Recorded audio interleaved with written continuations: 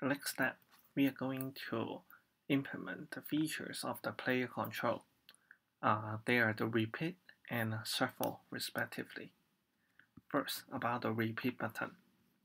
We initiate the repeat to set it to true or false by clicking on the button of the player control, and it will call the IB action here.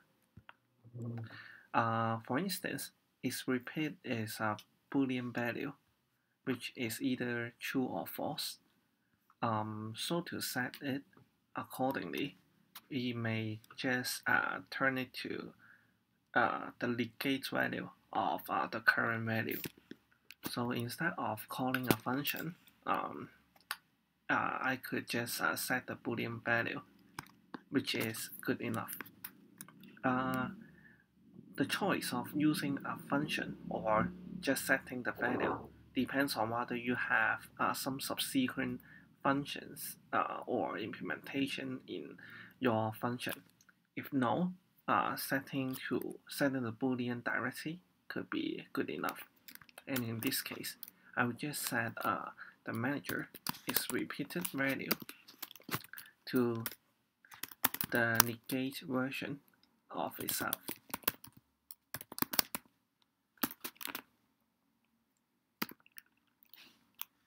And then in this case, I don't need the function here anymore.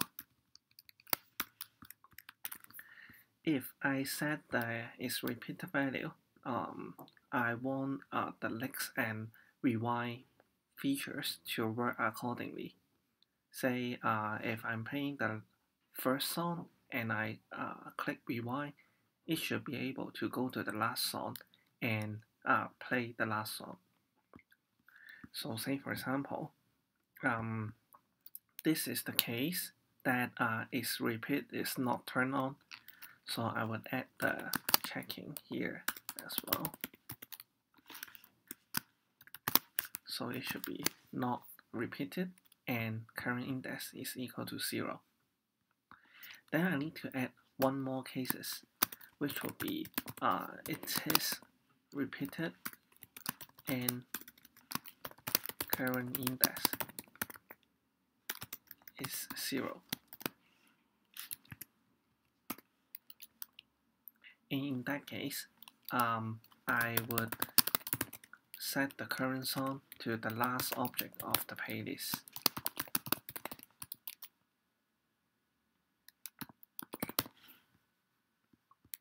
After setting the current song to a song object, I need to call play method in order to really start playing.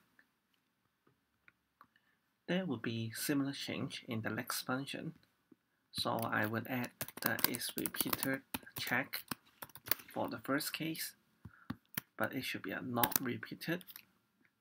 Then I would when am playing the last song and it is not repeated, I will set the current song to new.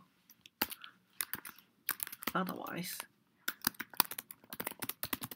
else if it is repeated and current index equals to the last song,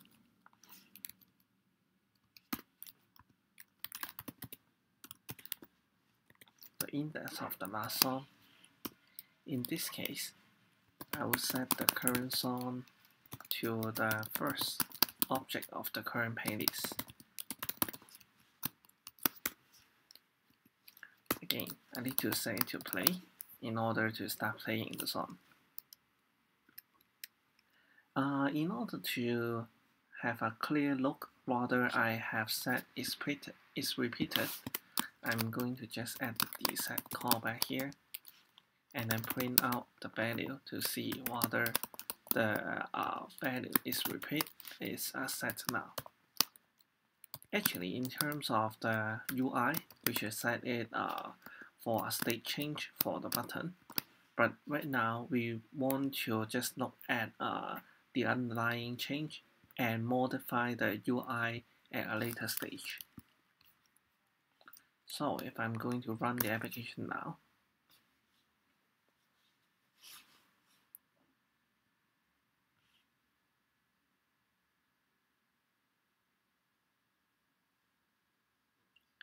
As like before, if I'm going to play the first song and click rewind, it would just set the current song to new and stop the player. Now if I click the is repeat button here, it is set to true and play the first song.